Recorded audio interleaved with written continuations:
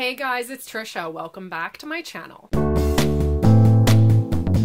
Today I am bringing you another original book tag. So, last month I posted the original boy band book tag. I will link that up in the card and down in the description box below for you to check out if you haven't yet seen it. And since I was doing the boy bands, I had to do the girl groups too. I love my lady groups. So, here I'm bringing you the original girl group book tag. For this one, I have picked 8 of my favorite girl group bands that I wanted to feature, and so we'll just get right on into it.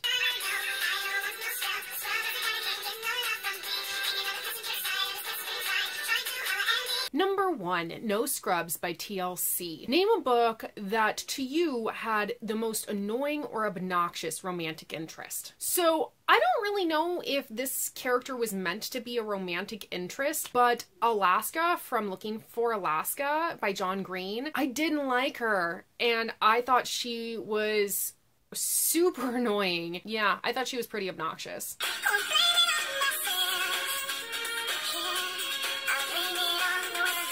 Number 2, Blame It On The Weatherman by Bewitched. What book do you blame outside forces for your lack of enjoyment, and not necessarily the book itself? For me, I'm not really enjoying Wuthering Heights by Emily Bronte. I am doing it on audiobook, and it's narrated by Emma Messenger. But I love Emma Messenger, so I don't really know what it is about her performance of the book that has me not connecting with it. So I'm gonna blame the narration on my lack of enjoyment.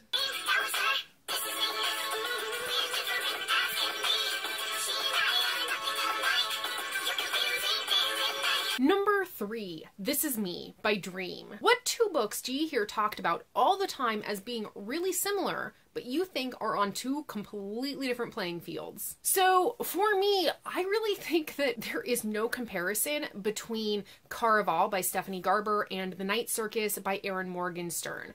Now, not to say that one is better than the other, because I have the unpopular opinion that The Night Circus did not live up to the hype for me, and I actually weirdly enjoyed Caraval, other than the fact that there's some sort of performative type event that feels like a circus for both of them that makes people think that if you like one that you'll like the other, but it's not the case in any way, shape, or form, because that their performance type carnival circus type thing is literally where the similarities end. And so I think they're on 2 completely different fields here.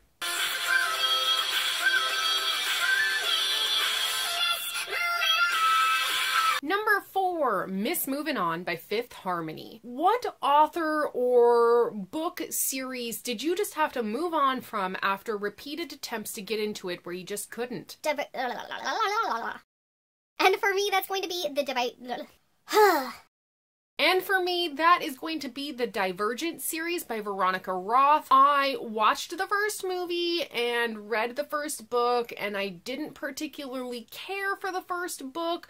The plot line, it was okay. It felt very Hunger Games-y to me. I was like, yeah, okay. And then, like a year or 2 passed, and I was like, okay, well, let me read the first book again, and then I will, try to do the second. That way I can watch, whatever movies had been released up to this point. And I could not.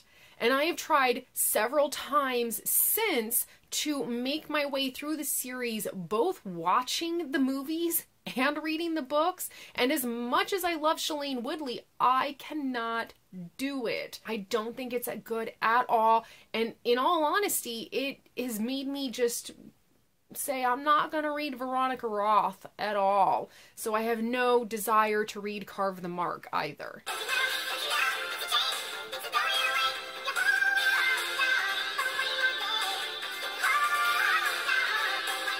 Number 5, Hold On by Wilson Phillips. What book or series are you glad that you pushed through because the payoff was totally worth it? And for me, I'm going to mention again A Great and Terrible Beauty, or the Gemma Doyle trilogy by Liva Bray. That is a book that I actually picked up from the library when I think I was in freshman year or sophomore year of high school, and I actually picked it up on 3 separate occasions and tried to get past it, and I could not for the life of me get past the prologue and chapter 1.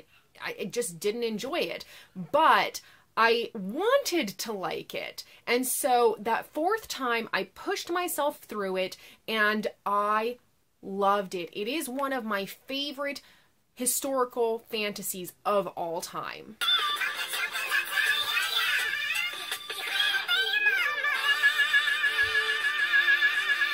Number 6, Lady Marmalade by Christina Aguilera, Little Kim, Pink, Maya, and Missy Elliott. Now, I know they are not a lady group unto themselves, but they came together as this collaboration. So, what book or collection of short stories is one of your favorites that has more than one author or contributor? For this one, I am going with The Wicked and the Divine graphic novel series. So, to make sure I get them all correct, the main contributors for this graphic novel series are Kieran Gillen, Jamie McKelvey, Matthew Wilson, and Clayton Cowles. I think that they all did a fantastic job. Everybody who's worked on this graphic novel series did a phenomenal job. I love the story on this, and the artwork is fantastic. I'm not going to go into the synopsis on this because it's all over BookTube, and I'm sure you've heard about it before.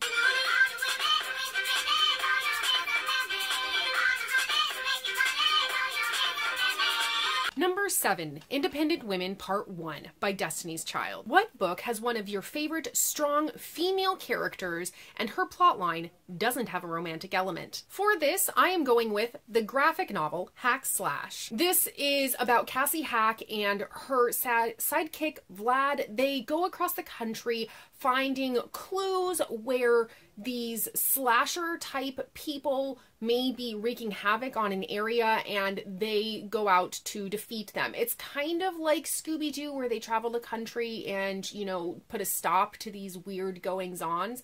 But in the world that Cassie lives in, slashers are real. So the serial killers like Chucky or Jason or Michael Myers, those types of guys exist in this world. So I think she is an amazing kick-ass female character, and as of what I have read so far, there is no romantic element to her plotline.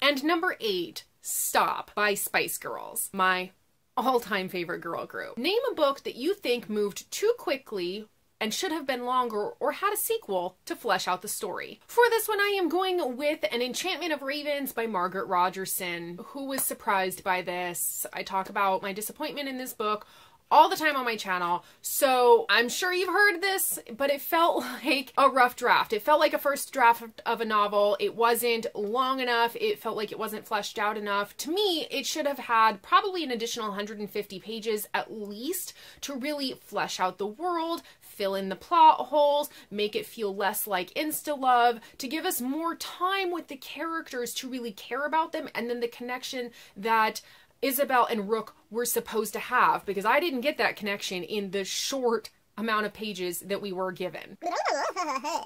That is the end of the girl group book tag. Thanks for watching. I hope you guys enjoyed it. I am going to tag G from G Swizzle Books, Cindy from Oodles of Books, Megan from Book Addicts Anonymous, Cassie from Anchored by Books, Anisha from Sprinkled Pages, Dana from Waitlisted at Hogwarts, Sam from Sam's Nonsense, Hannah the Rainy Reader, and Gabby from Gabs About Books. You all have been tagged. Again, like in the last tag video that I did that involved music, if you are not comfortable lip syncing in front of the camera, no worries. I love lip syncing, so that's why I keep doing tags like this. So feel free to do this however your creative mind desires. And I look forward to seeing all of your tag videos pop up in my subscriptions feed. If you do this tag and I didn't tag you, I would love to watch your video either way, so leave me a link in the comments down below so I can check it out.